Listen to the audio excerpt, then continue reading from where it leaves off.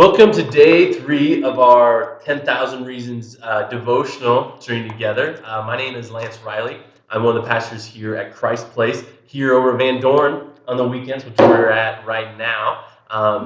If it's a little hard to hear me, that's because I'm kind of battling kind of a weird cold right now. So just hang with me, and it's going to be fun. So grab your journey guides and day 3, page 48, and we'll get rolling here. So, Nehemiah chapter 1, verses 1 and 2 says, The words of Nehemiah, son of Hakaliah.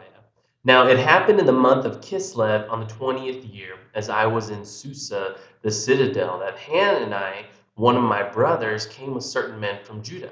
And I asked them concerning the Jews who escaped, who had survived the exile, and concerning Jerusalem. Now, just to back up here a little bit, it says, and I asked them concerning the Jews who escaped. He asked them because he was concerned about his Jewish brothers and sisters. See, this guy Nehemiah, who went and built the walls, the guy who we've been talking about, this guy who did a pretty cool, audacious thing, it was really rooted in the fact that he was really concerned about his Jewish brothers and sisters who survived. He wasn't just curious.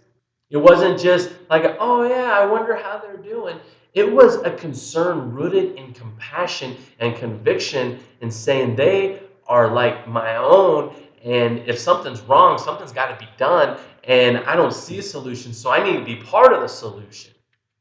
It was a concern that was more than a concern. It was a passion for him. It gets me thinking. A few years back, it was in 2009. I just got back from Australia and I needed a job. So my brother got me a job working on a hog farm. He managed hog barns for this company that they're huge pork producers in the Midwest. And so I was on a farm with thousands of pigs, and pretty soon, man, it just wasn't my jam. It got old in a hurry. And I remember talking to Rustin, and I was like, Russ, I said, I just don't know. I don't know if I can do this for much longer. And he was kind of surprised, and he says, Lance, here's my routine. He said, I get up every morning at about 4 o'clock, get myself a cup of coffee, and on my way to work, I ask myself, how can I make a difference in the pork industry today? And I was like, that's the weirdest thing I have ever heard you say in my entire life. But he was serious. He goes, I want to make a difference in my craft. He goes, I want to improve it. I want to make a difference where I'm at. And he was passionate about that. And his passion gave him a complete different outlook on what he was doing. And I think that's the power of passion. When we become passionate people, like no longer, man, are our days just a mundane cycle. They become purposeful. They become meaningful. They have some heart. They have some drive behind them. This whole 10,000 Reasons journey that we're on, it's about being passionate about the things God's passionate about. It's about being passionate about our city, Lincoln, and the surrounding areas coming to know Christ and seeing that overflow into our state and into our nation and across the world. And that's something to get excited about. That's something to own. That's something to take a hold of. And that causes, I know, me and so many people to say, you know what? I don't care where I'm at. Whatever my platform is, I want to use it to make a difference.